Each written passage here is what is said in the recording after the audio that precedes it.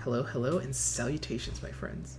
A while back, I did an early access review for Deadzone Rogue, and now that the full version has released, I figured I can make a shorter video talking about the changes in the full release and what I think of them. If you want more information about the core aspects of the game, then I recommend taking a look at my previous video on the early access version of it.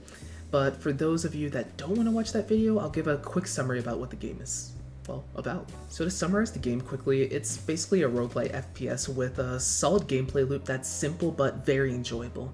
And you essentially start in a hub area to grab permanent upgrades, and then you blast through around 20 or 30 rooms per mission, taking down swarms of enemies, mini bosses, and massive biomechanical bosses. And as you fight, you pick up weapons, perks, and upgrades that let you create your own unique playstyle. And in the game's early access state, it could have already been considered as a full release, but the 1.0 launch really made the game even better, as one would expect. And if the short summary or gameplay in the background doesn't help you understand what the game's about, then again, please watch my earlier video on the early access version of the game. So with the full release, it looks like the developers have been busy, and here's a quick rundown on what's been added since my early access review. First off, there's a brand new sector that's been unlocked, which is Zone 3, which was teased inside the early access and now it's fully available.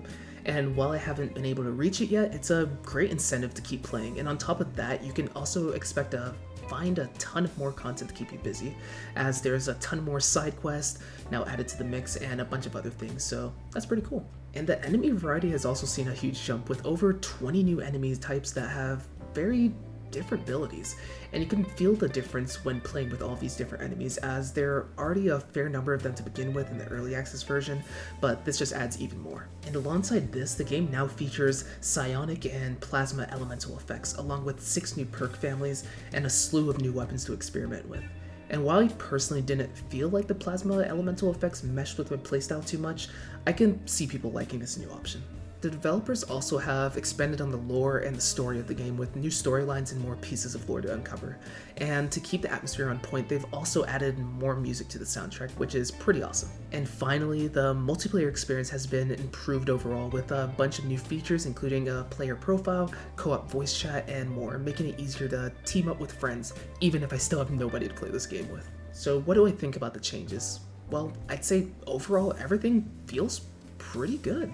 The game is definitely more polished, and you can definitely see and feel that with every run.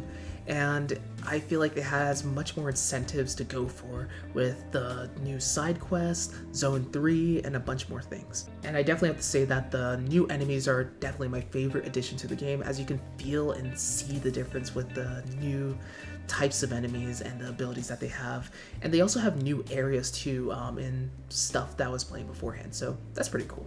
I also love that we have new perk families and elemental effects like the psionic and plasma effects to experiment with, because even if plasma didn't mesh with my playstyle too much, I think that it's a great addition to the game. And I'm looking forward to trying out the psionic ability too, because I haven't had a chance to unlock that yet. And beyond the new content, the whole experience just feels more refined. There were some UI updates that took a little getting used to, but they look much better now. And the multiplayer features like the co-op voice chat and the player profiles are a welcome addition, even if I still don't have anyone to play with. And while there's still some empty areas here and there, the game acts as a whole an incredibly solid and significant improvement over the already great early access version. So yeah, those are my thoughts on the 1.0 release of Deadzone Rogue.